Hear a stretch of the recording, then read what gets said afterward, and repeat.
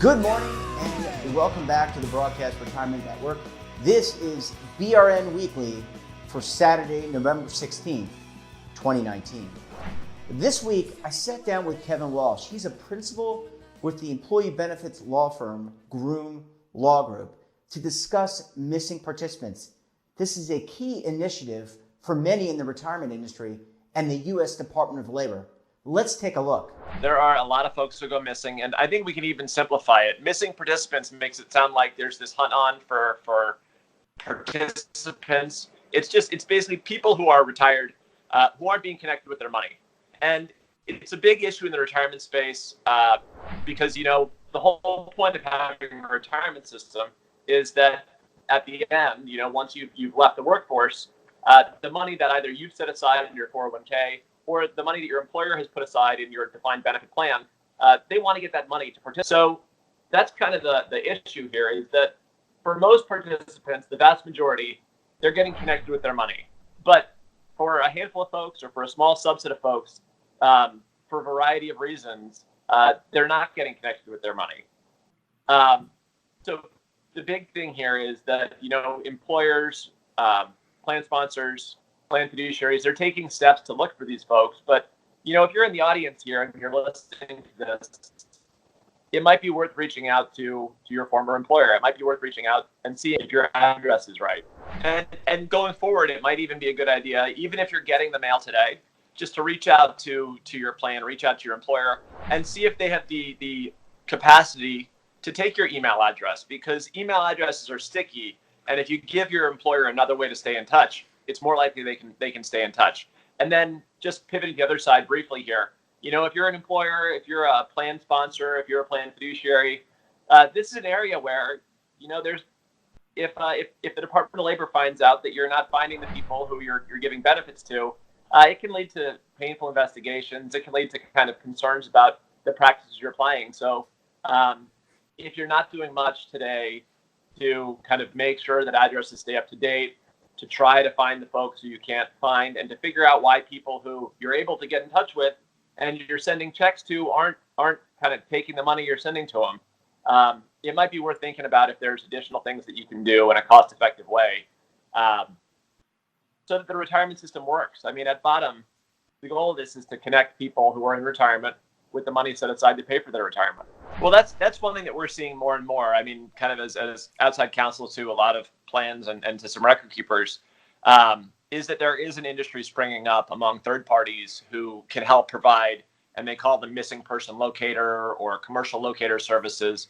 But this is an industry that really, there wasn't much, and what was being done was fairly limited. And now it's becoming more bespoke.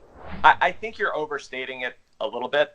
I think that the retirement system works when people are connected with their benefits. Right. And that very clearly at the moment in investigations, the Department of Labor is viewing it as part of your fiduciary responsibility to be maintaining up-to-date addresses and to connect participants with their benefits, even if you don't know where they are. Where in the text of ERISA that springs from is unclear, and whether that would hold up in court is somewhat unclear. Right. So I'm not saying, there's definitely this obligation to do something, but I can tell you that if you ask the department or if an investigator knocks on your door, they're going to say there's an obligation to do it. And that should provide a lot of motivation to get stuff done, find people, and minimize kind of the look for people in a cost-effective way. Kim Potter is the Chief Clinical Officer of the Core Behavioral Group. There are many families out there who have had children diagnosed as children of special needs, and they need significant financial assistance as well. I sit down with Kim to discuss this and a lot more. Let's take a look. We seek to treat the whole child, but as it relates to especially parents who just received that diagnosis, it can be very shocking. It's a very big change of what you think your outlook is. There are a lot of different factors. There's kind of the emotional, there's the pragmatic, and there's definitely the financial aspect as well. With a lot of these families, their first thought might be, this child needs all this treatment. How am I going to pay for it? Or even further than that, will this child then need guardianship, Is this a child that will need more help throughout their life? And there are many other things that people will think about with this, but those are the biggest ones we see at core behavioral. I think some of the biggest is cost of treatment, and then further down the road, potential cost of guardianship or cost of care in later life. Fortunately, there have been changes in the laws over the past 15 years, combined with how social services has changed, that can be a huge help. First and foremost, you have autism laws or mandates in all 50 states now, which is huge. The first one enacted in Indiana in 2002, and they've just been steamrolling ever since. What that means is that autism services, whether it's ABA, which is kind of the gold standard, or speech, or OT, PT, education, whatever it is, it has to be covered if it's a medical based, so behavioral, speech, PT, etc., has to be covered by insurance, provided it's not a federally self-funded plan. Furthermore, the ACA, the Affordable Care Act, repealed some of the limits that were in these laws, such as an age limit, an hour limit, or a spending cap, which further allowed these mandates to truly fund a lot of therapy for these children and now for adults. Kim, it seems that this diagnosis has come up more recently. Would you consider to be a very recent and current trend? Diagnosis does tend to come on trends. If you look in the 80s, there was definitely an uptick in diagnosis of attention deficit. In the 90s, you definitely saw an uptick in nonverbal learning disability. And this is multifold. Sometimes you are looking at different diagnoses for different treatments. Other times it's further awareness and a further availability of diagnosing services. There are 10 times the number of clinicians today than there were even 10, 12 years ago. So just more availability, more accessibility, but also as these diagnoses, their strict definition changes. The biggest diagnosis guide is the DSM, the Diagnostic Statistical Manual. It's this giant book with every diagnosis for psychology, developmental that you can have. And every 20 years, they change it. And so what counted as attention deficit in some instances, especially as relates to social skills or attending, may now be more in autism or Asperger's, which first showed up in 1994, is now under the autism umbrella. They will differ from state to state, but some states you can get supplemental Medicaid for your child just from having one of these developmental diagnoses like autism or other diagnoses as well, like Rett syndrome. Furthermore, we can't forget that school districts have a legal and it's a federal mandate to provide a free and appropriate education. And that appropriate education may include home-based services and additional services in school or during the summer. And one of the last ones would be many states now have a catastrophic illness children's fund. New Jersey's is one of the strongest, but you see them in many states over the country. And what this does is it provides assistance with payment for services. So even if insurance is covering, you may still have that copay or other equipment you need, and that can definitely add up. And a lot of these funds will cover up to 10 to 20% of those costs, or if it occurs over 10% of your income. So it can be a great lifesaver. And when we come back, we'll check in with artist Sean Hughes on where he stands in his financial journey. So stay tuned this week on BRN Weekly.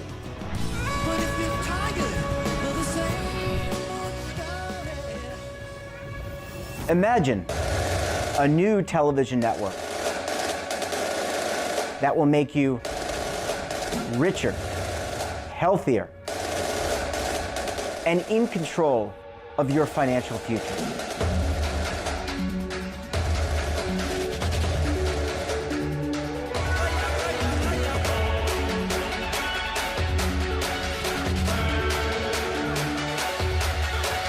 This network is for the policewoman in Nashville, Tennessee, the baker in Dubuque, Iowa, the teacher in Lexington, Kentucky.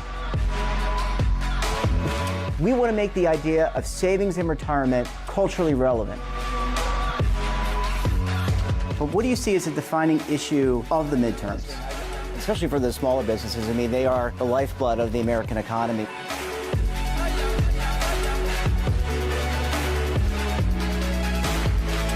Featuring exclusive interviews, current affairs, and docuseries. 33 years old, you retired early. The philosophy is money only matters if it helps you live a life that you love. But you got to start thinking about retirement as soon as you get in. The Broadcast Retirement Network will drive very high engagement with premium partnerships.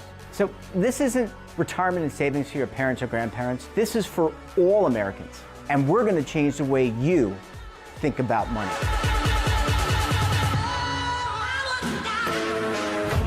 Welcome to the next frontier of retirement and savings. This is BRN, the Broadcast Retirement Network. Welcome back. We met Sean Hughes while filming an episode of Roads to Retirement out in California. Sean's a graphic designer based in the Bay Area, and he's working hard on his financial journey. Let's take a look. Yes, every day I think about these things. Unfortunately, monies haven't been too good the past year, so I haven't been able to do any saving or putting anything back. But it is definitely something that, since I have met you, it's something that I definitely am constantly thinking about. I just have to be able to get ahead of the curve so I can put stuff back. Just networking more. Throwing myself out there a little bit more than normal. Normally, I would let people find me somehow, but I've definitely been, throwing out, cards and stuff like that more than I have in the past. Pretty good on the boat, I can't complain about anything, and as far as like, keeping my expenses, in line and stuff like that. That's been a little bit of a struggle here and there. It's kind of been more of like a roller coaster, if you will. But I just keep moving forward, and that's really all I can do. And hopefully, eventually, things will turn around and work in my favor. It's something that it doesn't really affect me at all necessarily, but it's definitely something that I see on the news quite often, and I think that, in my personal opinion, I think it's just like, I don't know, a little childish, and I think it's definitely hurting a lot of people out there. But as far as I go, I don't really, it hasn't really like affected me at all. I have so many other things going on in my life. I just kind of like, oh, that's kind of like background noise. Don't make a certain amount like on the books. So I went down to Medi-Cal offices, and I explained to them my situation, and the lady, I don't know, we just got along really well, and she helped me out and got me Medi-Cal so that I could have surgery on my face. So for the moment, I have that going for me. But as soon as I start making over their, their allocated, amount of money I'm allowed to have, like, a month, then, I basically have to contact them and let them know, that I'm making over this amount of money, and then they'll get rid of my Medi-Cal. Hopefully soon, I'm going to start. I'm still going to be doing my sign stuff, but I'm going to try to start something on, something else on the side, to help a friend out with one of his businesses, and try to get, I'm going to, I'll just be making, I think I'll be making more money, and this will be a good opportunity for me. They'll give me health insurance and stuff like that. So that's something I'm looking into. And yeah, that's where my head is right now on that. And in our last segment, I sit down with Meridian Wealth financial advisor and 403B consumer advocate Scott Downhour to discuss the state of teachers' retirement programs. Let's take a look. 403Bs are actually similar to what the private sector has. They have a 401k. Well, school teachers, healthcare workers, nonprofits, they have a 403B. And most people don't know that the 403B actually preceded the 401k. 403, yeah, 1958 is when it first came in. And 401ks didn't come in really until in the 80s, but they didn't really become popular until mid 80s and 90s. So 403B has been around for a long time, and I mainly focus on K-12 public 403B. But you also have it at the university level for nonprofits. You have it at the healthcare, and then pretty much any private nonprofit would be eligible for a 403B as well. Keyword that we always put on our Twitter posts these days is hashtag 403 Badlands. And the reason for that is it's really a terrible space to be. Teachers have some of the worst retirement plans in the United States, which is ironic because they generally have pretty reasonable pension plans. But when it comes to their defined contribution plans, 403B, 457, they are terrible. Participation rates are terrible.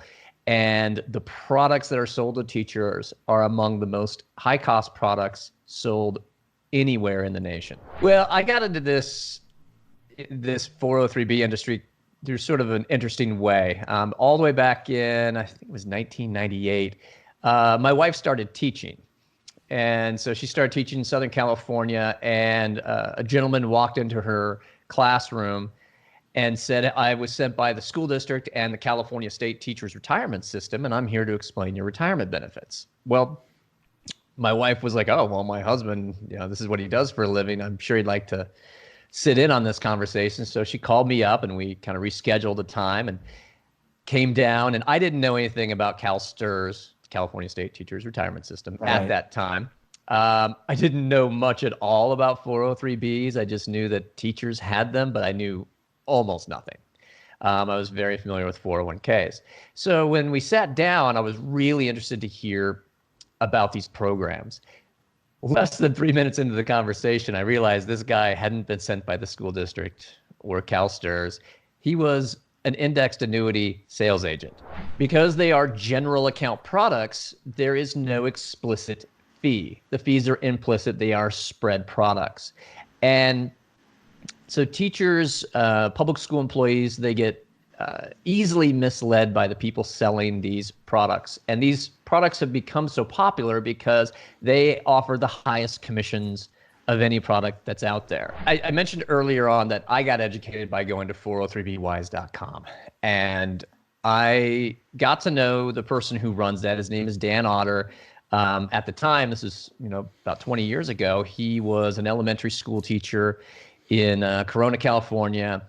And one summer, well, after getting on the website and learning all this stuff, it got me really ticked off. I was like, why are teachers of all people the ones who are getting ripped off here? I mean, they already suffer from low pay. Some of them don't have access to Social Security. And then they have low participation rates in products that are terrible. What is going on?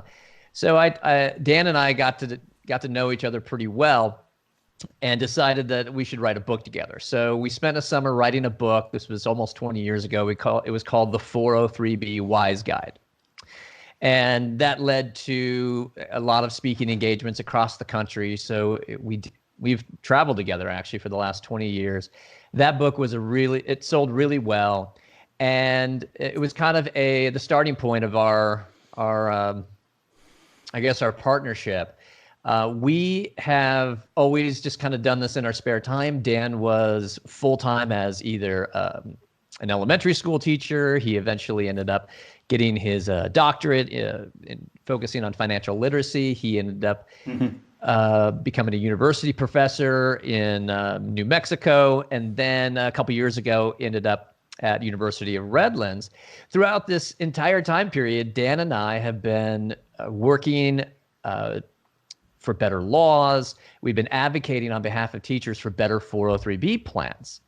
And about 2 years ago, November of 2016, so almost 3 years ago, we had spent a ton of time with the New York Times on an article, well, actually a series of articles, almost 6 of them. I think it was 6 of them, about the 403B.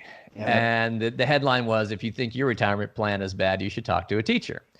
And these articles, I can't say they led to a sea change, but they came out right around the election. And so they kind of got lost.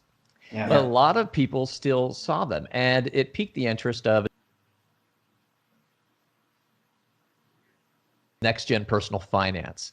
His name is Tim Ranzetta, and this is a nonprofit that is dedicated towards teaching financial literacy in the classroom and providing resources for free to teachers who do financial literacy. Well, he saw this article. He works with thousands of teachers across the nation and thought they need to be informed about this. And that wraps up this episode of BRN Weekly. Hope you found the look back helpful and educational. I know I did. There were a lot of good nuggets of information there. Don't forget our podcast tomorrow morning, BRN Sunday, where members of the media, financial services, and academia break down the news in retirement markets, technology, and so much more. So until Monday, I'm Jeff Snyder. Don't forget to keep on saving and roll with the changes. Waiting here for you to take and drink of. But if you're tired of the same